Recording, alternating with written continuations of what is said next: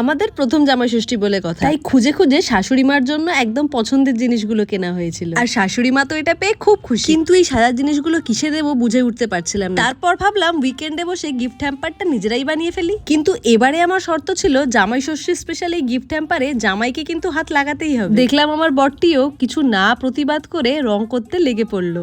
যাক, দেখেও শান্তি। গোটা বক্সটার উপর অ্যাক্রিলিক কালার দিয়ে কোট করে নিয়ে তার উপরে পোস্কা দিয়ে এবার ডিজাইন করার পালা। আর হ্যাঁ, এই ডিজাইনগুলো কিন্তু আমিও করেছি, কারণ জামাই বাবাজির তো জামাই হয়ে ওঠাই হতো না যদি এই মেয়ে না থাকতো, তাই আমারও তো কিছু কন্ট্রিবিউশন থাকা উচিত। এইবার জেগে উঠেছে জামাই বাবাজির শিল্পকলা। দেখা যাক ত্রিভুজ থেকে চাঁদ কি বানাতে শুরু করে। ও আচ্ছা, এটা তো একটা তরমুজ। বাহ, কি মনোযোগ সহকারে করছে।